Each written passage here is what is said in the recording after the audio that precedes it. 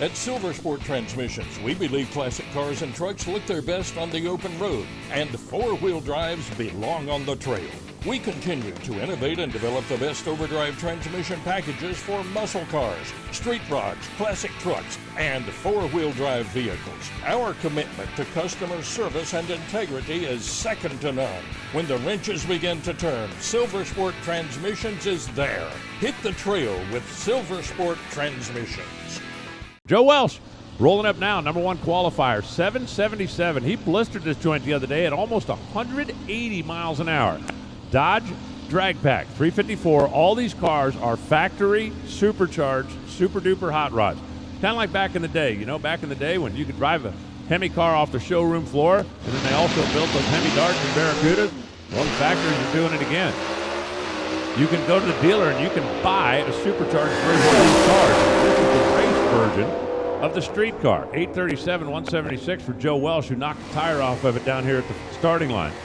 Stock steel bodies. These are not lightweight. These are not carbon composite stuff. The hoods are, but that's so are the factory car.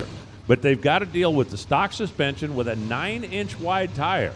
And getting the power to the ground on the starting line is the key. On a perfect run, you'll want to see that front end hover about a foot off the ground. That's maximum weight transfer for maximum traction, and carry it out there about 100 feet or so. If you go a little too far, you can stand one straight up, and we've seen a lot of that. If you go a little too far, you can knock the tire off of it. And if you don't go far enough, you're just going to flat get outrun. Waldo Rodriguez in the left side, Anthony Troyer in the right side, a couple of COPO Camaros. There we go. There we go.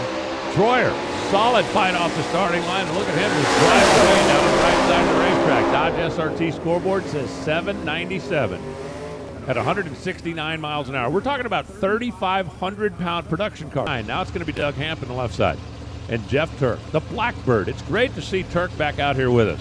He has raced with us and not raced with us and raced with us and not raced with us, but he's always got fast hot rods momentarily. So we got a Chevy versus Dodge. Heads up. Factory hot rods right here. This is like going back to 1970 in Pro Stock, where you had your car that rolled off the showroom floor that was turned into a race. And Doug Hamp lit the tire.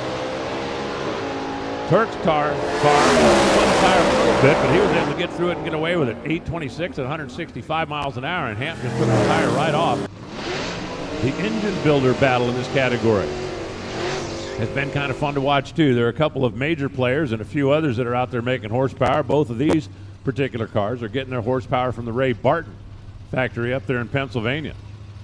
A lot of them in the Stanfield camp. You got a Dodge, a number of those that get all their stuff out of DSR, the exact same DSR that fields the nitro cars out here. They are your one-stop shop for all things Mopar in the factory stock showdown. Right now, you're looking at the number 5 qualifier on the right side, the number 20 qualifier on the left. Richard Beery never really made a clean run in qualifying, and that's why he ended up down towards the bottom of the sheet. He better straighten it out right here, because Dan Condon, his 2 qualifying runs were both solidly in the 7-second zone. The VP back, Magnuson-powered COPO Camaro here on the right side, trying to keep his 7-second string intact. And I think he's about to do it. You see the way that thing hovered the front end out there to the end of the blue paint? That's maximum weight transfer. That's maximum traction. That's another 7-second run. 796, 171 the speed. Beery goes 825 at 164. Alsop out of Lafayette, Indiana. If you're rooting for a home player, that's one that's on your team. We got another one rolling in right behind him. Our lone blue oval entrant this weekend. In qualifying between these two, Len Lotting was the better of the two. Now, Len only really made one run, but the one run he made was way down deep in the 7th. Oh, hang on.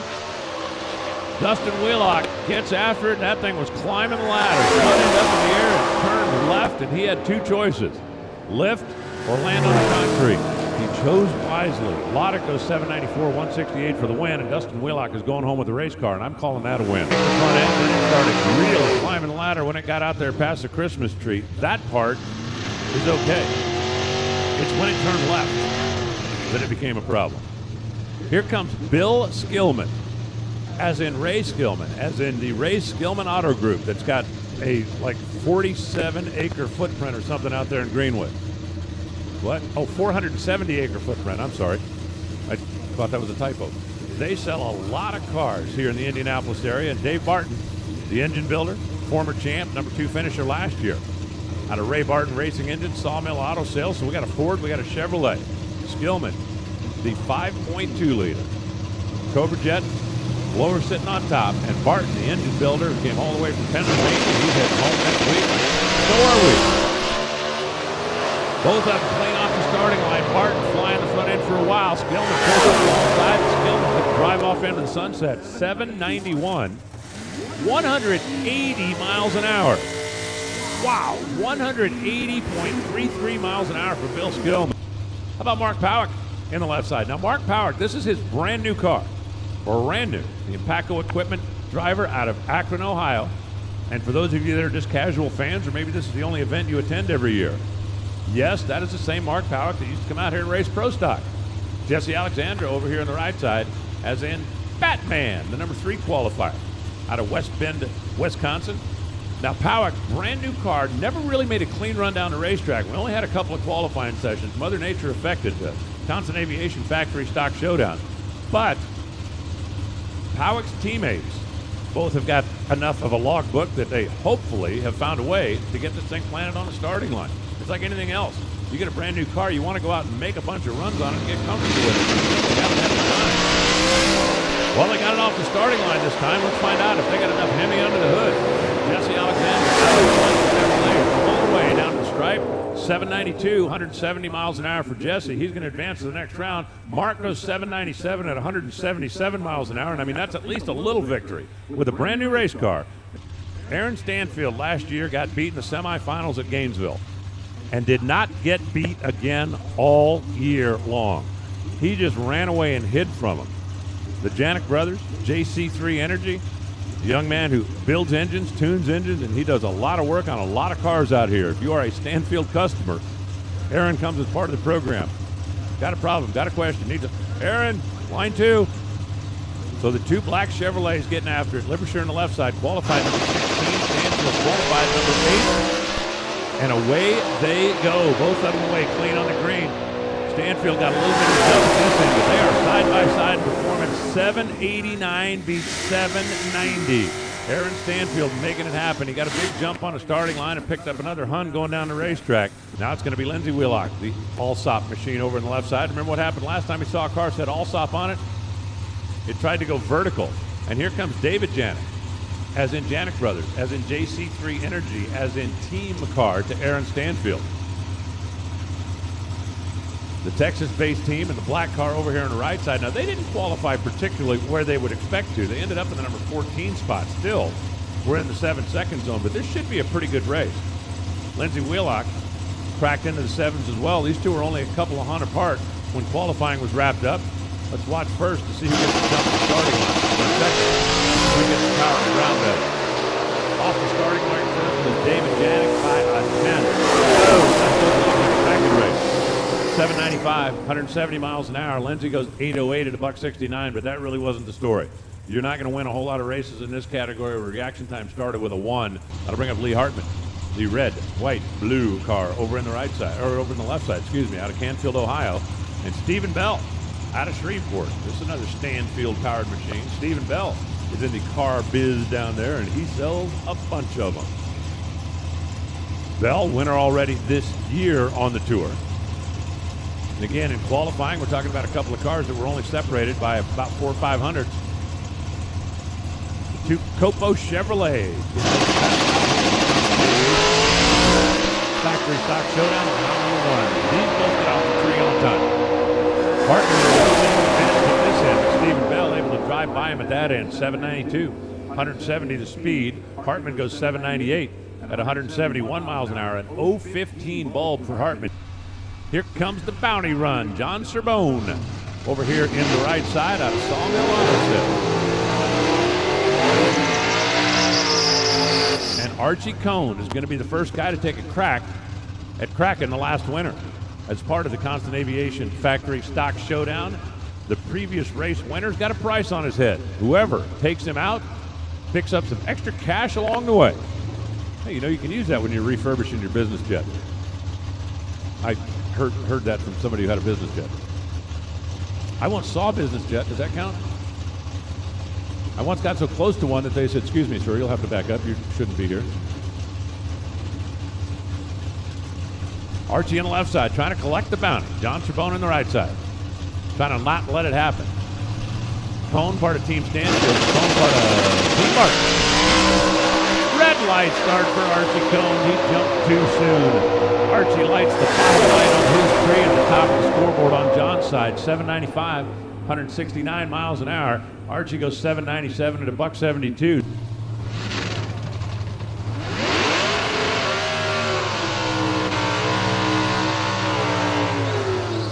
And that'll bring up Leah, the drag pack on the left side, and Dave Davies.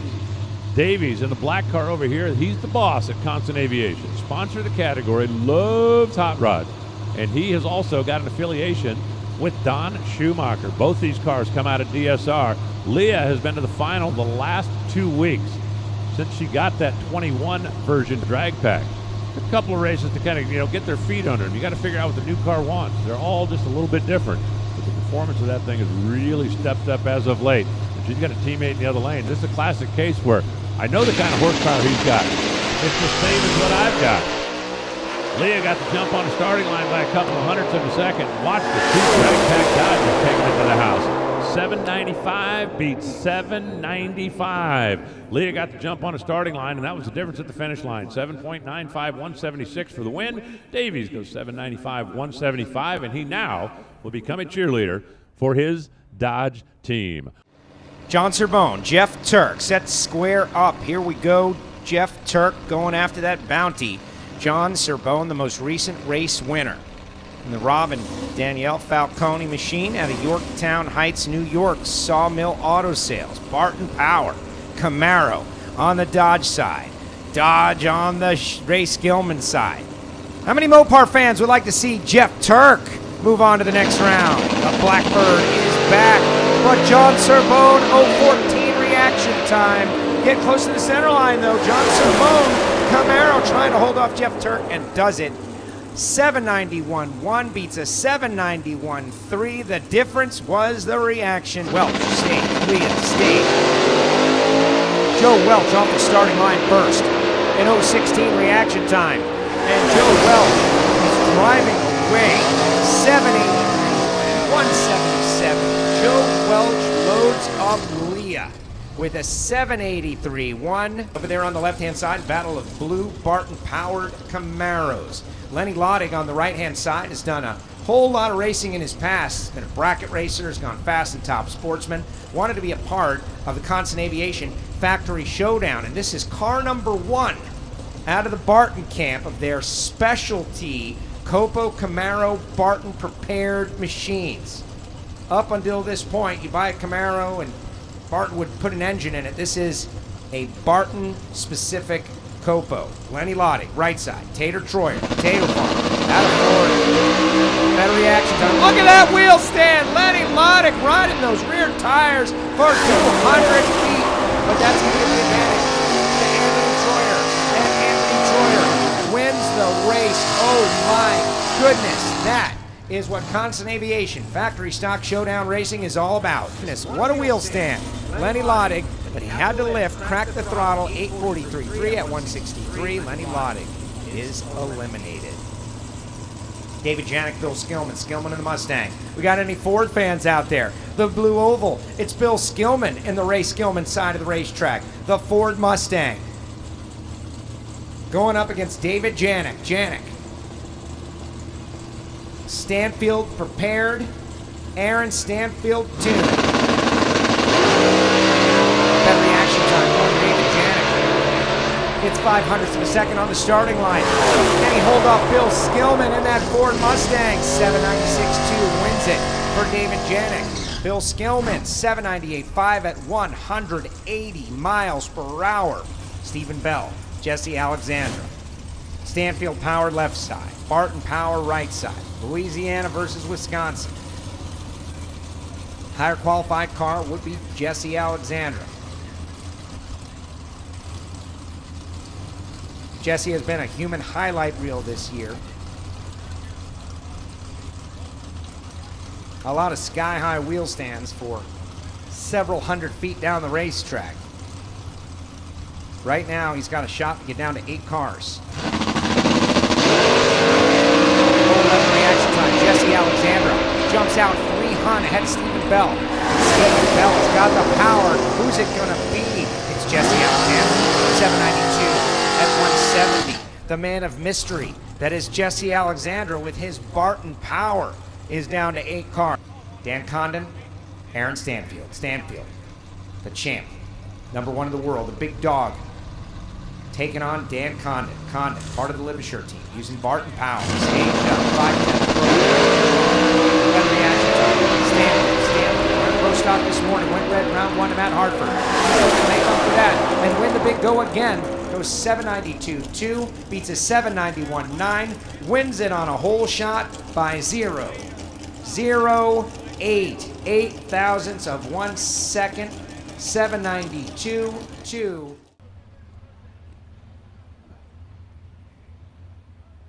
Here comes the Constant Aviation Factory Stock Showdown, and it's going to be the 2 team cars, David Janik and Aaron Stanfield. Aaron's the engine builder, Aaron's the tuner, Aaron's the champ. He's in the right lane. David's the sponsor. David's already a winner this year, and he's in the left lane.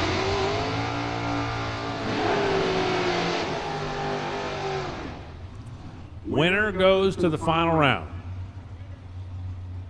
6 cars left. That means we will return 3. That means whoever wins this one is going to head straight into the money round.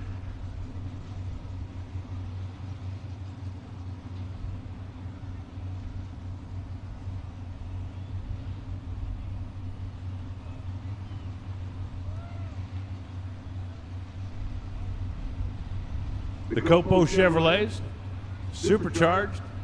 It's been so much fun to watch the Factory Stock Showdown ever since the factories all got back involved. Of course, Dodge with their Hellcat that morphed into the DRAGPAK. Ford with the Cobra Jet, Chevrolet with COPOs. They're in for 7 already. Nice solid launch, both sides. 2 thou apart on the middle. Heads up down the stride, winner, 791 to a 796, and Aaron Stanfield just beat the sponsor. Now he's got the tires turning and he'll be rolling forward.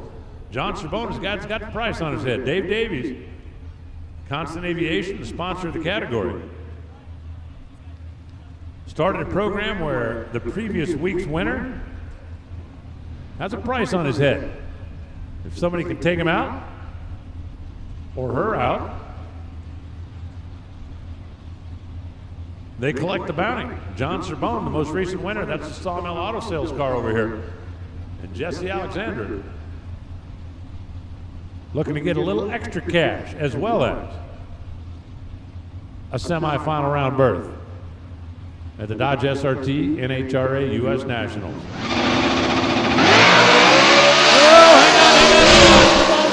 Whoa, hold on, John. Oh, man. Jesse Alexander is going to get the win and collect the bounty, and I thought John Cerbone was in big trouble.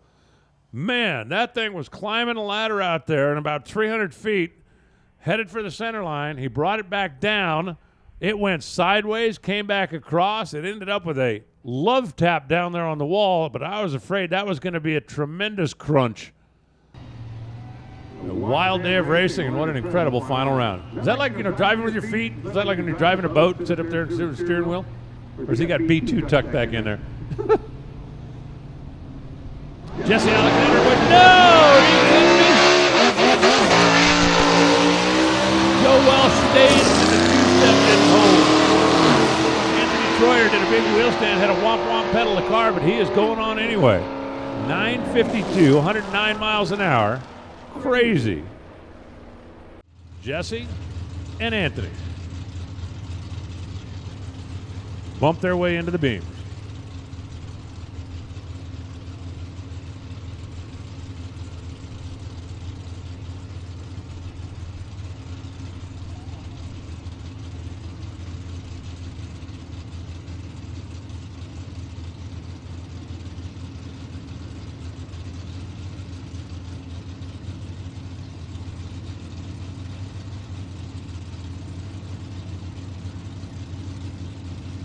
Kind of interesting that Aaron Stanfield is sitting back here like waiting to see who wins before he decides which lane he's going to pull in. Because I think if Jesse wins this, he's going to stay over there. Oh, another one up in the air, up, and bouncing down. Anthony's got to take his foot off the gas. Jesse Alexandra, 785, 177 miles an hour. So Batman is headed into the final round where he is going to take on the champ. So Jesse is in the final against the champ. And Aaron Stanfield is absolutely going to take his practice run.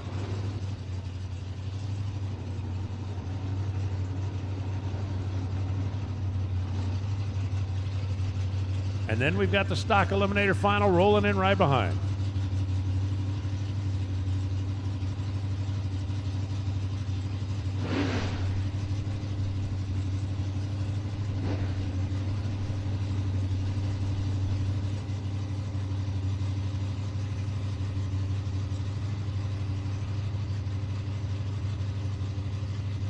Let's see if Aaron decides to take it all the way to the stripe or keep it in.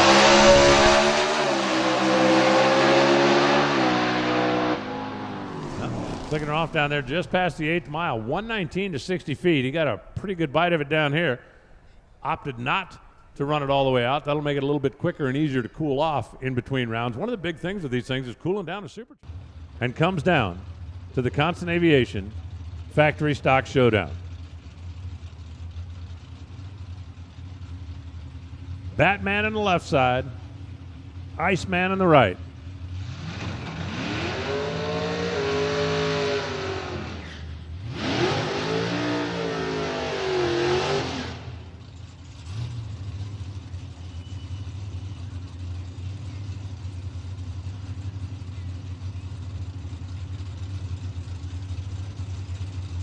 Jesse Alexandra out of the number 3 qualifying position. Aaron Stanfield, number 8. But they have both been picking up the performance throughout the course of the day. 2 keys. Get the power to the ground. Keep the front end from flying too far off the ground.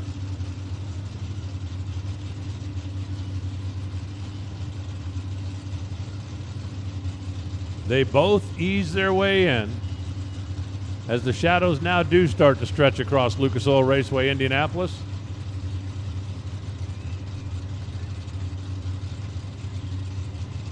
Aaron Stanfield is a young man, but he does not rattle.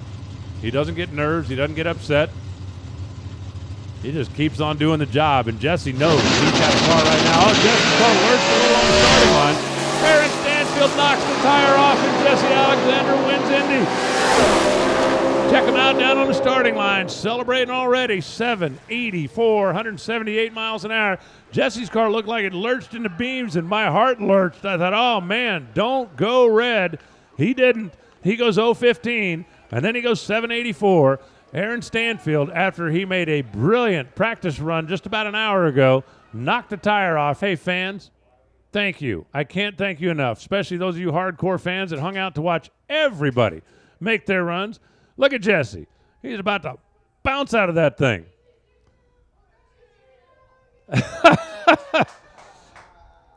That might be the first time in history a factory stock showdown racer hugged a tech official. At the top end of the racetrack, Amanda. Oh, Alan, I think this was going to be a fun one. And Jesse, you close out the U.S. Nationals for us, and they say you saved the best for last. It's unbelievable. I can't believe it. I got to thank my wife, Lana, my family. Ray and David Barton have put me in this place. It's great. All my team, everybody that's helped me get here. It's been a lot of work. A lot of work. I just can't believe this is happening. Congratulations, Jesse. Thank you. Man, how about all those guys you took out on the way to the winner's circle? That's some pretty impressive stuff. Winning Indy, super special. Winning it like that, even more so.